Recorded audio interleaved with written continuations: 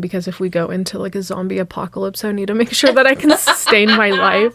You would think that way. And so Brady, I have a question for you. What's it like when the corn is high, but the chaos is higher? It's a lot of things, but it's never boring. This is the Farm Wife Files, life between the rows.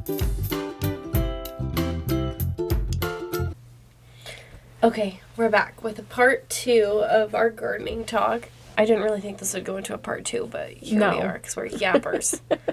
Okay, so anyway, with your seeds, this is something you started last year. Yes. So last year with us just growing a bunch of things. Well, this was mostly for your zinnias, wasn't it? Mostly for zinnias. I did save a few marigold seeds and like some, I'll get into the vegetable seeds, but for the most part, zinnias or just flowers in general. And I was just like, okay, I really, really liked these. And so when I got to the point where I wasn't really going to cut any more flowers, but I wanted them to kind of die. So I let them dry up on the plant. I didn't cut them off or as much as I could, let them dry. And then I cut off the heads and then I let them dry a little bit more inside and I harvested the seeds from them. Okay. I strategically chose specific plants that I really liked. So in the previous, like part 1, I talked about how I really liked the really big ones with the larger stems. So I saved those. I did do like a different variety of zinnias too. That's called like peppermint or something like that, where it was like this like speckled pink white. Yep. It was super pretty, just super small. And so they kind of didn't really get seen in a bouquet. And so I did save some of those, but for the most part, the larger ones is what I saved. And I put them in airtight containers to let them kind of sit. And then those are the seeds that I'll end up using this year. And some of them are starting to come up, but so. That's interesting. Yeah. So I guess we'll see if you've liked that method or, I mean, I don't know why it would be any different than going out and. Yeah. And I did buy some seeds as well. Different variety or. Yeah. Just different variety that I didn't have already or that I really, really like. So I wanted like a bigger bulk of those. So that was interesting to do, but also super easy to do as well. Yeah. I didn't have a ton of success with the seeds that I saved with. I tried doing that with the peppers and the tomatoes that I cut up, and they just didn't last. Did you have issues with them molding? Yeah. Because I've heard that is, they don't get dry enough and then they mold. Yeah, that was really the issue that I had there. But again, I had extra seeds, plus I saved some. I know, I used so many seeds from last year. I know. The thing with seeds, too, is I am also the type of person where I'm like, I need all the seeds and I need to, like, keep them because if we go into, like, a zombie apocalypse, I need to make sure that I can sustain my life. You would think that way. And so I have, like, I want to get one of those, like, seed catalogs. Well, I have, like, a seed binder. Oh, is it? Yeah. I'm talking like, like the little recipe, where you put all your index cards with the recipes. Is that what you have? Yeah. Oh my god. But it's a binder instead because the little tiny book that I had just wasn't like corn, for example. You can't fit anything in there. So I just put them in. Or even like seeds for cosmos, like they're just not a seed. They're like a little dot. Yeah, I don't know. Yeah. So I did that. And then I also have, like, I think they're actually meant for, like, tackle boxes. Oh, okay. Or, like, craft boxes. Yes. Yeah. And so I have those as well. And that's how I saved a lot of my last ones is I'd put them in there. That's a good idea. Excited to see what all comes up from there. But okay, so then between your garden and your flowers, do you intermix? So, like, I know we talked about doing marigolds you do them with your tomatoes. I plant marigolds everywhere, and then I also implement like basil and rosemary. I will plant like by my peppers or by strawberries to kind of like as a deterrent for bugs. Yeah. Which I don't know. I don't feel like before I had the dog run where it is. Remember, I used to have my big garden there before we had dogs, which would seemed like a much better. I'm not a dog person, so that seemed way better, but whatever. I always had my zucchini plant in the same spot, and then, oh my gosh, the last year, I never even got a zucchini off it because the bugs were so bad. But they say to rotate that one. But have you seen as much... Having raised beds, I haven't seen as much bug problem. In my raised bed, I haven't had that many problems. In my vegetable garden, so I have a vegetable garden where I don't do a ton of flowers unless it's the marigolds with the tomato plants. I don't really do any vegetables in the flowers. You do all your vegetables off the ground, right? Correct. Okay. Last year I did in like a lick tub, I did a few tomato plants actually. A few tomato plants that were just like extra, and a pepper plant here and there in my raised bed as well. This year I have my onions in the raised bed because of the loose soil aspect. Yes, okay. Same with the carrots. But that's only in one of the beds, and I'll probably put some flowers on the back end of it just to see how that all occurs. So there's that, and then all the other things are, the flowers are going to be in raised. I don't do any, like, in-ground flowers. Yeah. Unless it's peonies, for example. Like things, or lilac bushes, or stuff like that. I can't ever say peonies. I always want to say peonies. Peonies? I don't know why. I do. It's just one of those words that gets me. It's my favorite flower. Yeah, I have 2 of them out back, and they're starting to get big, and they always just get such pretty flowers. Yes. Yeah. I was really sad when we sold our house in town. Those flowers were huge. Yes. And you probably had 4 bushes there by the stairs. Yeah. They were beautiful. They were beautiful. So hopefully the person that lives there appreciates them. I know. Well, and they're obviously coming up right now, so I hope that she doesn't do something with them, but I think but yeah, so I was sad about those. But the ones that I had on the farm have been there for over 100 years because the previous owner. So that's nice. And the previous owners still come down every once in a while. Oh, really? Yeah. And they came down a few months ago, and they've never seen the inside of the house. Oh. And so they got to come through. What did they think? They were like, this is not the same house. Yeah. But I actually learned a lot when they came down too. Of course, Cody, he calls me. He's like, hey, Mike, that's one of who we technically bought it from, but it was he lived there as a child. So he came down with his other brother, but and his wife, and he goes, yeah, Mike's going to be down in 10 minutes. And I'm like, excuse me, what? Yeah. I have a meeting in 5 minutes. Yeah. So I just was just like, I'll just not go to this meeting, and everyone was fine with it or whatever. And they came through and they were like, this is not the same house. You guys did so much good work. And so it was nice being able to be like, it's okay. It's a crazy difference. Yeah. Yeah. And then I learned that house has been added on 3 different times. And that house is so small. Yeah. So what was it? Just a room? So it was obviously when you walk in the front entry. Yeah. The porch. That wasn't there. Right. Okay. So the original front entry house was into the kitchen. Okay. And then it was the kitchen and the pantry and what now is the office / dining room. Yep. That was the house. Wow. And then they were really minimalist back then. Yeah. So then they added on the 2 bedrooms, which is now just 1 bedroom. Yep. And then the living room. And then years down the road, they added on that front porch, which is now the bathroom and the front entryway. Yeah. So 3 different times. That's insane. Well, I guess 2 add-ons, but 3 original. Because then every single time they would have to add something on, they would have to add it on because plumbing became a thing. Yeah. So they added a bathroom. There was no working bathroom in the house when it was originally built. That's wild. Yeah. Huh. Yeah. Well, that's cool. Yeah, that is interesting to learn that kind of stuff about where you live. Yeah. I like the history and whatnot about places, but... So, yeah, they came down, but that's when I also found out about the peony bushes, and she was just like, the wife of the guy that we bought it from was, weren't those planted, when grandma, so it was, their grandma, so, 4 or 5 generations ago. It was nice, to just be like, okay, wow, the bushes out there are pretty pretty big. Yeah. Now knowing that, I think I'll appreciate them a little bit more. Yeah, you do. But yeah, I planted cool. some more. Nancy actually gave me some. Oh, did she? Yeah. So Nancy probably gave me like 10 bushes. Well, not bushes, but like 10 like little spots. So I did get those planted. Haven't seen... Did you get some daylilies from her?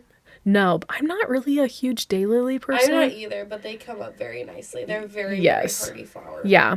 The other thing is I don't really have like a good place to put them. Yeah. So, we'll see. I really like them as fillers.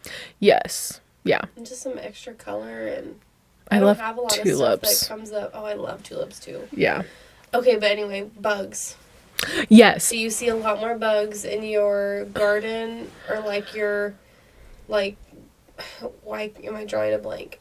Like planting straight off the ground rather than in raised beds. I saw more bugs on the ground things, but primarily more bugs with the pumpkins. I had squash. Really? Like the squash beetle things.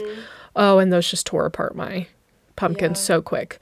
But I now know like how to get ahead of them. And so once I see them, what are you doing? There's this spray that you can spray on them. I can't think of what it is, but I sprayed it way too late.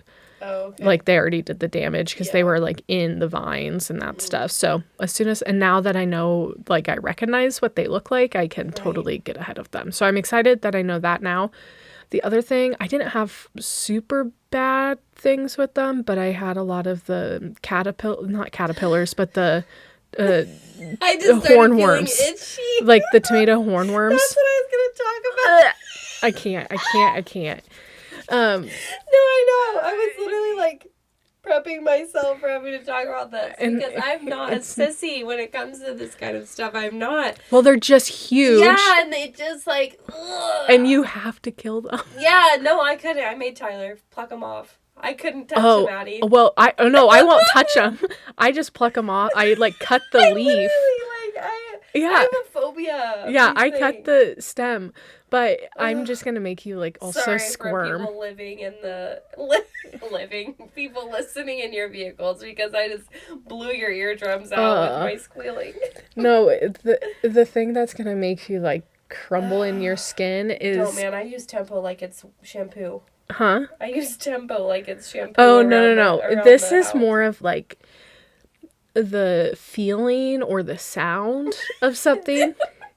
But so how I would get rid of them is there's two ways. One, before I get into like the actual killing of them, go out at not when it's pitch black out, but use a black light and they glow in the dark. They do. Yes. Okay. So if you use a black light, I just had like a flashlight, black light, and I just looked at them because they're the same color. Like they're hard to spot. They are. And so I would just go out. When your tomato plants get really leafy. Well, and I had so big tomato plants.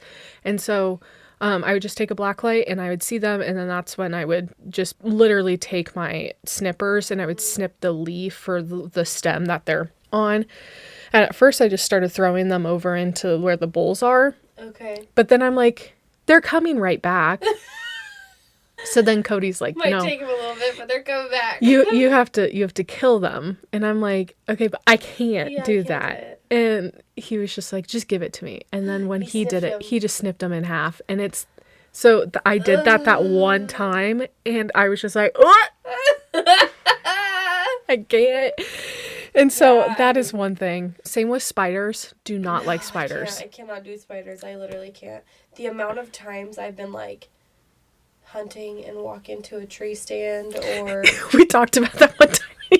There's like that one like strand of... Yeah, like you walk into a spider web and it's probably just like an old spider web. There's probably not a spider in it, but when I'm telling you, I fling every piece of like bow gone, backpack gone, hat gone, just beating myself trying to get this spider that I think is on me off of me. Oh, I just can't. No. It's just, like I just have like the fears that I have are such phobias that like literally thinking of spiders could make me throw up. Or like another one, It's very rare that I'm walking out or walking to my tree stand pitch black because I'm a sissy. Like, I know there's things in those woods that are going to get me. I know it. Yeah. So, like, the few times that I have, I do really good. Like, it's pitch black. I'm walking back to the truck from the stand. I do really good.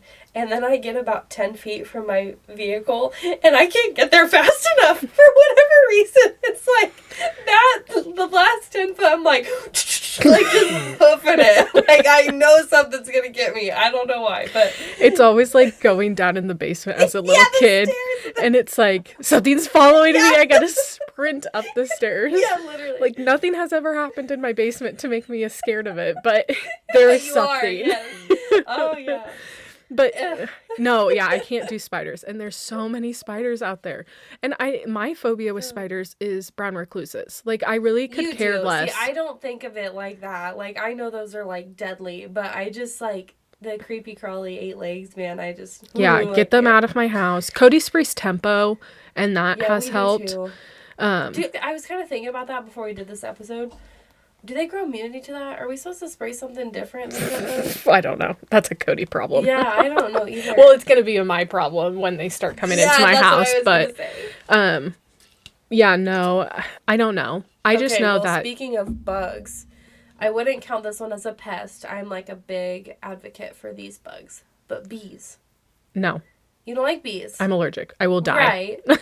But we need bees. Yeah, just not around me. I tried to tell Tyler about this because he's all big about killing bees.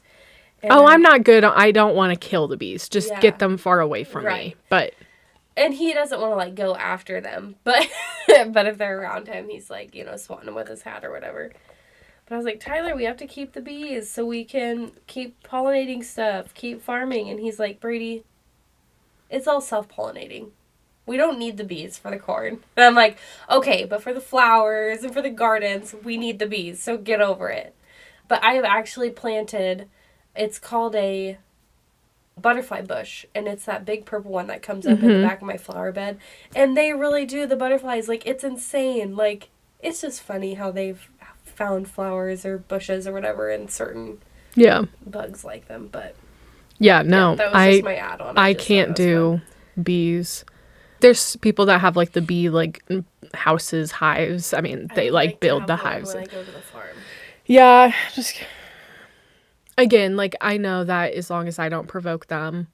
Yeah, they're kind. Yeah, and usually when I see a bee, I just freak out and walk away. Yeah. Are you, like, deathly allergic? Yeah, like, I need EpiPen. Yeah. And I think it's because... Why are you allergic to so much stuff? Well... Why do I not know this? As good of friends as we are. With bees, I think it's because as a kid at daycare, we would hunt bees. Oh, interesting. And I got stung, like, every other day. Oh. So I think... You, like, developed a... Yeah. And allergy. same with, like, allergies to apples. Like, I ate an apple every single day. Okay. For lunch. And then, well, my mom would pack an apple for me for lunch. And then I just started, like... One day I was just like, the apples are making my throat itch, Mom. I don't want one. She's like, that's an allergy. We should go get you tested. Yeah. So. Are you allergic to anything else? I mean, besides seasonal allergies, like just pollen. Okay. But bees and apples. Apples, I just get itchy. Yeah. Bees, I haven't been stung in quite some time. So. And there's something in alcohol. Yeah. I forget about that one. And that's more of, like, the hops. Is it? In it. But that's beer, specifically. I feel like wine does that to you, too, though. Yeah. It's weird. It's just But good thing I don't really have the desire to drink. Yeah. So. I was going to say, it's not like you're drinking all the time. Yeah. Yeah. The one thing that I wish I saw more of down on our farm is snakes. You do like a good snake. I love snakes. I don't not like snakes. I just don't like when I'm cleaning out flower beds in the fall. And they scare you. Jump scare me. Yeah. And that's the thing. It's like I will have a jump scare every once in a while. Like, oh, what is that? And then I'm like, oh, it's a snake. Like, hi. My dad had a 6-foot bull snake at their house yesterday. Really? Yeah, I'll have to show you the video. Okay, It's yeah. a big snake. I chased Peyton with a snake. Oh. They're redoing their house or like the house out in the country, and I'm excited to see that. They have some snakes that are like getting into the basement somehow. They're trying to figure out like how to. It's been a thing. And so when I was there last, I went downstairs with Aaron and I said, how many snakes are going to be down there? She's like, there's some on the glued traps right now. Well, we get down there and there's probably a 5-foot one slithering on the ground. And it could be like 4 Is it just 'cause feet. it's so cool and like damp down there that they I think so. It was a green racer. And so I grabbed it and I walked back up the stairs and Aaron's like, here, Peyton, Addi has something. And he freaked. He doesn't like snakes. snakes. He hates them. So I'm just here and I'm like trying to like chase him around the house with it, but he is not letting it happen. Yeah, I don't mind snakes. Like, I'll pick them up, and I've had a lot of like little baby ringnecks, and so I'll just take them out to the field behind the house or whatever. But yeah. And everybody's like, oh my gosh, how do you just pick up a snake? I'm like, girl, watch me see a spider the size of a quarter and I'm gonna lose my crap. You almost cussed. And I did. was very proud of you.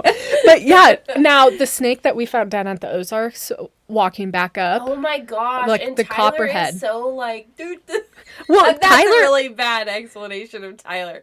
But like, we're at the lake. He's you were having some inside. bevs, like, I'm inside. Well, he wasn't even drinking at that point. Oh, he wasn't? No, we were down fishing. Just, like, doing like. No, it was Tyler, Cody, and I fishing down on the dock. Oh. And you were trying to get Taylin down or something like that for nap.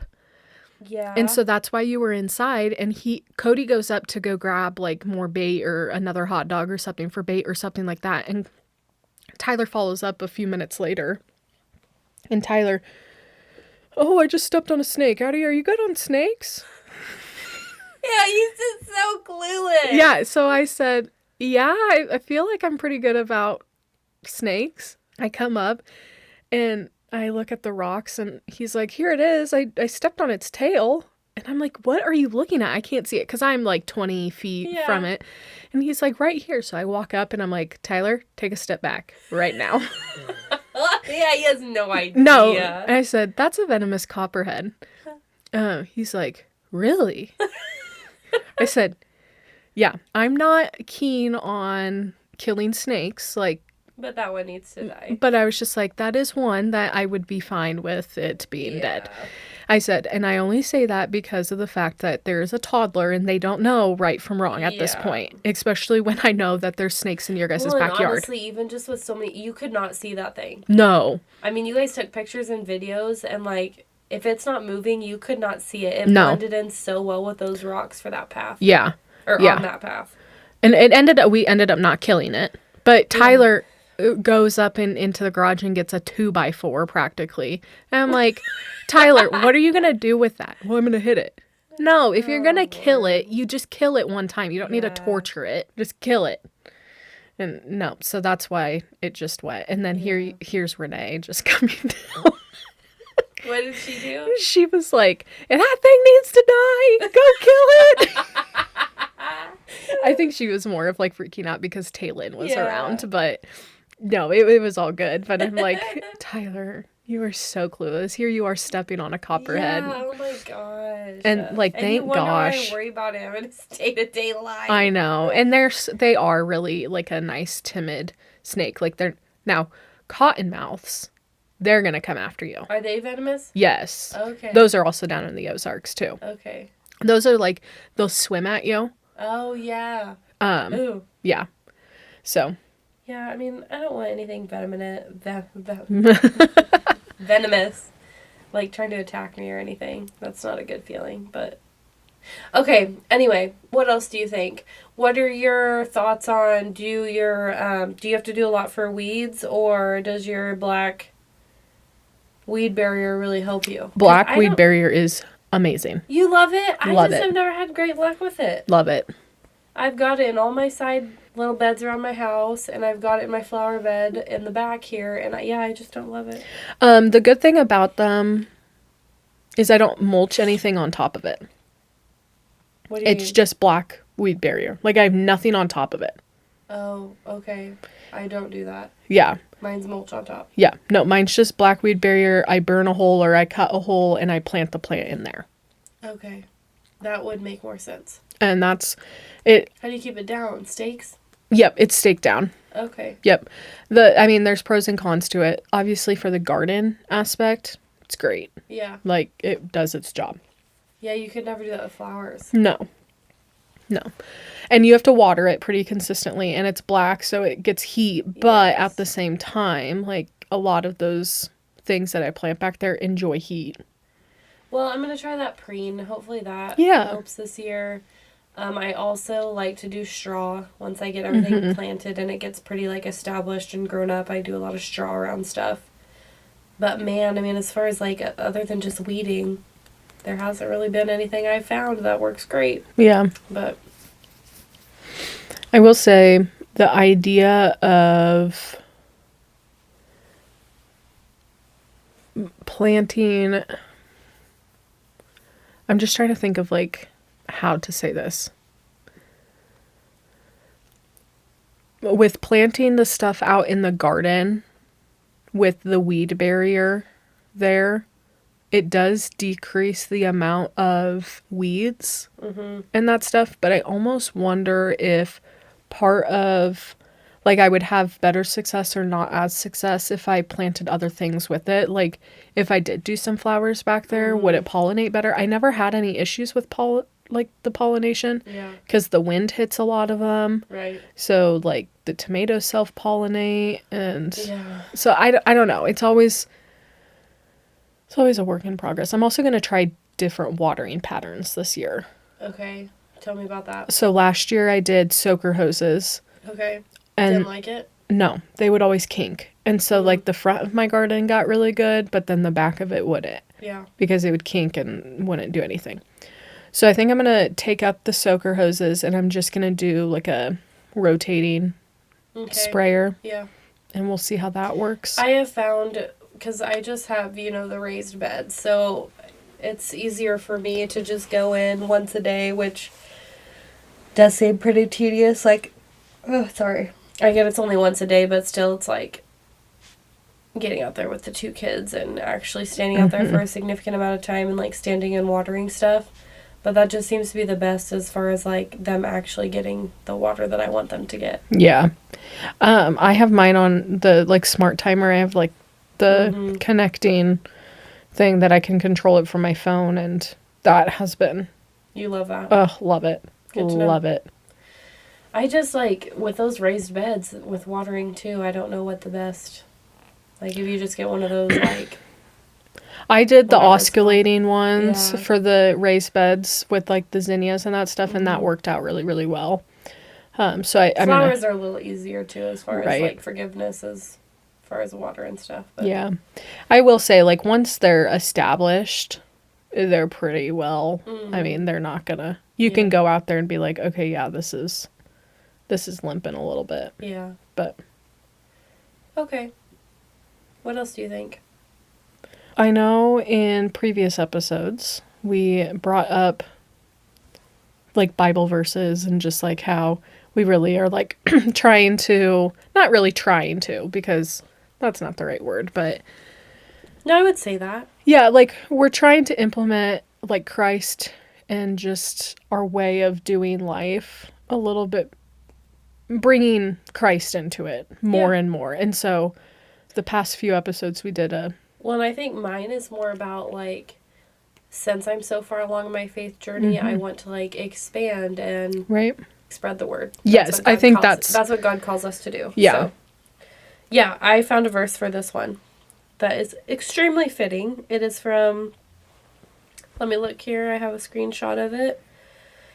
It is Isaiah 58:11. And it says, "The Lord will guide you always. He will satisfy your needs in a sun-scorched land and will strengthen your frame. You will be like a well-watered garden, like a spring whose waters never fail." So just fitting for gardening season. For sure. But I really believe you grow where you water, and I think we could talk that into even to ourselves. Yeah. So we do have an announcement, though. Yeah.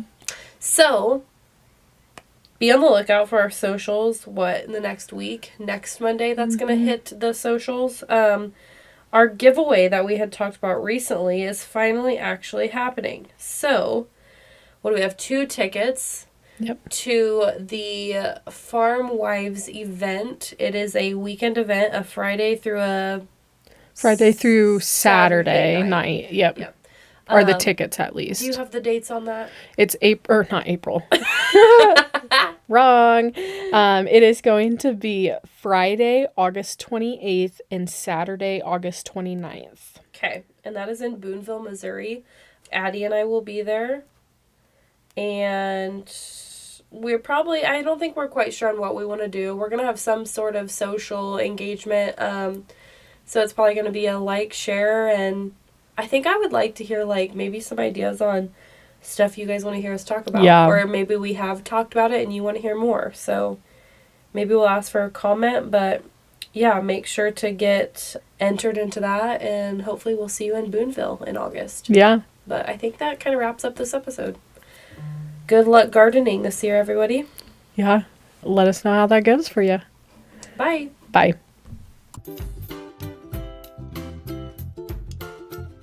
They say a farmer's work is never done. Well, neither is ours. Come back next week for a new episode of Life Between the Rows.